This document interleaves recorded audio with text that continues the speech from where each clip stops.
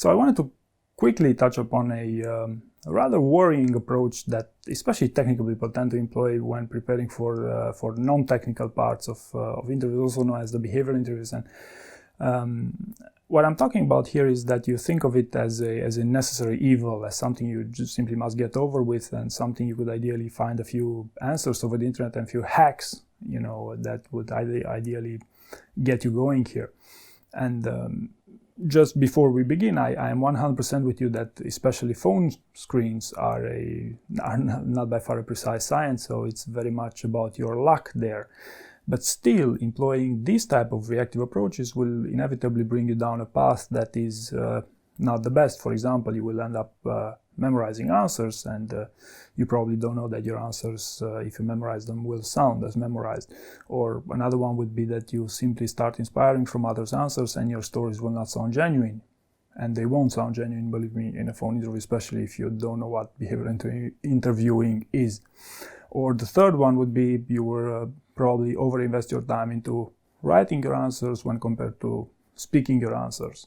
This is another one. Now, what can you do? What's the best approach to prepare for these things? Keeping in mind that you don't have a lot of time to invest in this process, especially for its first stages. Well, what really works here would be to understand the objective of behavioral interviewing, that is to look at your past behavior to predict your future performance on the job, whereas your past behaviors can be highlighted with your best stories. So the best way to sell yourself is with your best stories. So if you are having a hard time coming up with answers, as it is in anyone's case, just starting with a behavioral interview, don't start answering questions. Start preparing your best stories. Start thinking what were your best and the worst projects that you worked on in your recent experiences. And in the case of phone interviews, invest a few hours to write them down, believing that that's a worthwhile exercise. The stories, not the answers. And in the case of on-site interviews, you might want to spend 1 or 2 days simply writing down those stories. It's not uncommon for people to come up with 20-25 such high-quality stories. And believe me when I tell you that your answers will sound so much better. Or another common challenge that people face is that they have a hard time coming up with failure stories. And here are a few examples of questions to help you brainstorm for these failure stories.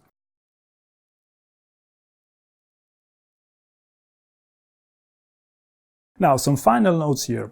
Avoid overinvesting your time in writing answers when compared to speaking the answers, and ideally have someone to role play with, because that will very much allow you to understand where you are in the process, especially if you're just getting started with these things. Understand behavioral interviewing is not by far a precise science. As I said, they are looking at your behavior, so it is very much about putting together a great show, especially for a phone interview, and you will be judged by the quality of your answers and your stories, and how do you make sense? Do you make sense in the first place? Can you communicate ideas clearly, even if you cannot speak English very well? Can you communicate your idea in such a way that anyone would understand it? This is where the difference is made with these things. Final note, for the on-site interviews in particular, if you're not good at behavioral interviewing, I believe you should look at this as a long-term investment, not as a one-off investment.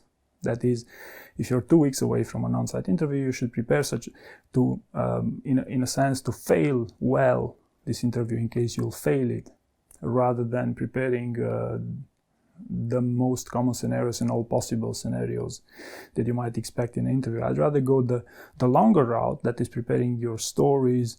Then once I have them in high quality, I would start answering a few questions, eventually tune up the quality of my answers, and eventually role play those to have the best possible quality in my approach and understand where my strengths, my weaknesses are, and become as good as possible for the on-site interview, but not with a reactive, but with a proactive approach on the long run.